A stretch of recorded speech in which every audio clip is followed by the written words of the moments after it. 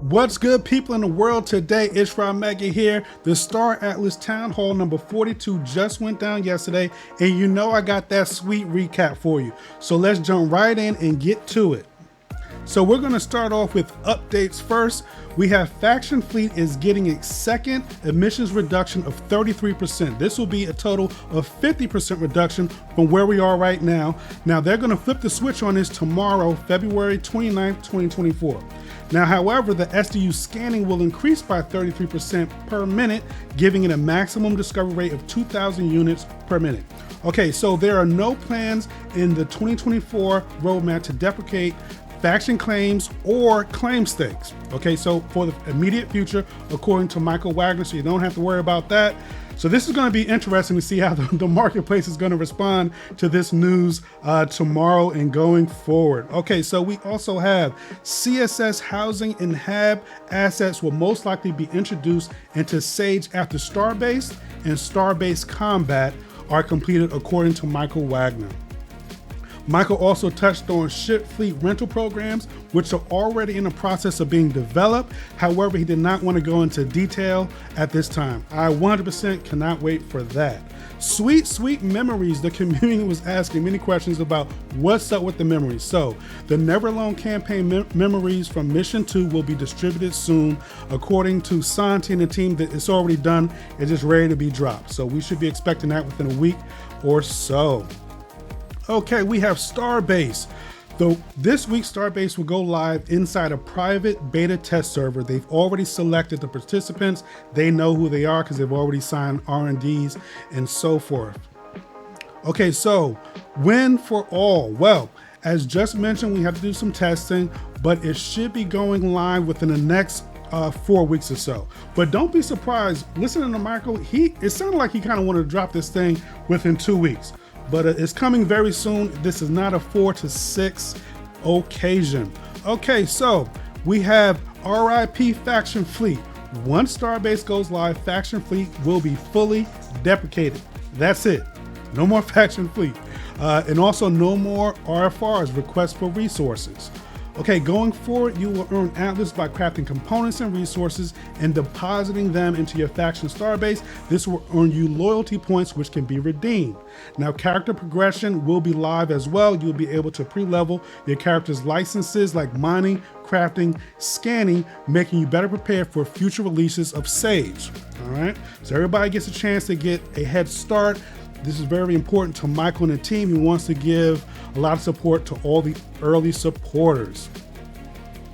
Okay, next we have game IDs clarified. Now, I've talked about this plenty of times. The last couple times was in some Star Atlas chatters back in November, but Michael did clarify this in the town hall. So basically, Sage Starbase will require a new game ID. Think of it as a new server. This means anyone will have to move. This means that everybody basically will have to move all their assets from all over Gallia and move it back to the central space station to export it out of the Sage that we have now and into the new Sage Starbase Game ID client. Okay, so if you have stuff scattered about, we talked about this before, get all that stuff back to the CSS. You still have a few weeks to do that, so make sure you get on top of that so you are prepared. So when the new Game ID goes live, you're ready to rock and roll, earn, and start making components and building those star bases, etc. Okay, so now how will you be earning and leveling? So let's talk about emissions. The Atlas emission rates will be capped at 4.5 million per day, divided evenly between each faction, giving them 1.5 million. You as an individual will receive Atlas based on how much you contributed to your faction's Starbase goals like upgrading and upkeep on a daily basis. Now, upgrading will give you more Star Atlas emissions than upkeep. Okay, we have experience points. Now this is so important. This is how you have a game. If you can actually level up and gain experience, that's what feels like a game to me. So XP will be easily earned just by playing the game. For example, crafting, exiting a planet, mining, traveling, almost anything you can do in the game, you will be earning XP. Now, however, XP is locked to your character, it is not tradable. Eventually there will be an XP cap per day. Also, by earning XP, you will be increasing your council rank. In the future, council ranks will be needed to do things like increasing your fleet sizes and using higher level ships. Crafting. There will be 3 new resources: silica, nitrogen, and titanium ore. 5 new crafting recipes: titanium, which will be made from titanium ore, toolkits 3 and frameworks 3, which will both be made from titanium, aerogel made from silica and nitrogen, and field stabilizers, which will be made from aerogel plus crystal lattice. Okay, now everybody is looking forward to Sage Starbased Combat. This is going to blow up the spot literally on the whole game. So at this time it is unknown if we will need a new game ID when moving into the next, whenever combat is dropped. But I'm thinking just be prepared as we go through this process. You probably will. If not, then you're good. But I would prepare to have to move things around. So all right, keep that in mind. Crew members. You will be able to use crew members as your PFP for the first time, so this will be awesome. The numbers, there will be roughly 10 million minted crew members, mostly of common rarity. Michael estimated roughly 2.5 million will come from existing ship owners and the resulting crew member airdrops. Airdrops in quotes, we'll talk about that next. There will be 10,000 legendary crew members and only 500 anomalies. Okay, so each crew member will have their own unique story, attributes, and stats. Now, so what's up with Anna Tola and Sammy Banks, our old friend Sammy Banks? So both Anna and Sammy will retain their rarity levels. However, of course, they won't be unique one-of-ones. They'll be duplicates or replicants, as Michael Wagner touched on. Okay, so how to get my airdrops. Now, so it's not really going to be an airdrop per se. It's going to be like a conversion process. So the good news is no preparation on your part. When the time comes, you'll basically insert your ship into an application.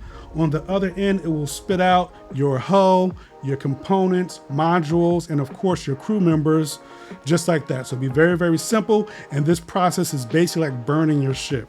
Okay, so when is this gonna go down? Apparently we are super close. Wagner was thinking sometime in April. All right, so things are moving fast.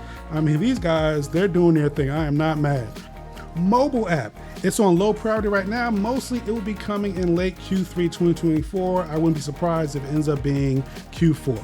All right, so DAO platform, no work has been done at this point. The team is looking to start the process of prioritizing the DAO system in Q3 2024. The first feature they will be working on will be adding a proposal and voting system, which everybody wants. That is going to be the first step. Perma-Polis locking. This is the news. This is the first time I heard this. Michael gave a shout out to Virtual, by the way, for kind of bringing this up over the months and so. So Michael said that they're looking at a permanent lock structure that could potentially offer an increased multiplier of 20x, for example. The actual amount or multiplier will is to be determined. But of course, you do not get your Polis back. It's locked forever. Michael explained this would still have to pass legal. However, this is what they're looking at, thinking it's possible at this time. Okay, the next stress test. The team learned a lot from the last stress test. It was pretty frustrating to me, but it was a good first step though. So they learned a lot, but this next one should be way more enjoyable. They will be adding a new gameplay mode with many things to do, including faction-based competition. Okay, the next stress test will also include some economic rewards, including Atlas and crew cards. Different tiers of rewards will be unlocked based on how many players join the event. For example, 500 players may unlock tier 1. 1,000 concurrent players may unlock tier 2, and so forth and so on. This time they are targeting 2,000 concurrent players. The last time I think we only got to just over 200, so we're going for 2,000. So make sure you tell all your buddies or your friends once the date is live to come on, check this thing out. If you do need some game keys, Wagner said just go ahead and reach out to the team to get you those keys or your friends some keys so they are ready to rock and roll. So when Showroom release 2.2?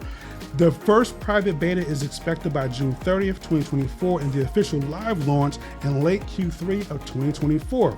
Well, there you have it. Consider yourself recapped. Mega is out.